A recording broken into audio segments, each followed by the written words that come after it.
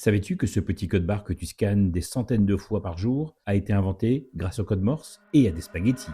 Je te raconte. Tout commence en 1948. Un étudiant, Bernard Silver, entend un patron de supermarché chercher désespérément un moyen d'automatiser ses caisses. Il en parle à son ami Norman Woodland. Quelques jours plus tard, alors qu'il est assis sur une plage de Floride, Woodland pense au code Morse, mais trace instinctivement 4 traits verticaux dans le sable avec ses doigts plutôt que des points. Le premier code barre venait de naître. Il courbe les lignes pour en faire un cercle, une cible géante. De cette façon, peu importe l'angle du produit, le scanner peut lire le code. C'est ce modèle circulaire qui sera breveté en 1952. Pour tester l'épaisseur de ces barres en laboratoire, il utilise des spaghettis. Il les colle sur une feuille pour simuler les lignes. Mais comment les lire? Il s'inspire de la technologie du cinéma muet et utilise une lampe de 500 watts pour projeter la lumière à travers son code vers une cellule photoélectrique. C'est l'ancêtre du laser. Pourtant, il faudra attendre 20 ans pour que la technologie laser soit assez fine. En 1974, on abandonne le cercle pour revenir aux traits verticaux. Le 26 juin de cette année-là, le premier scan de l'histoire a lieu sur un simple paquet de chewing-gum. Alors, la prochaine fois que tu passeras tes courses à la caisse, tu penseras à ce dessin sur le sable et aux spaghettis de Woodland. Allez,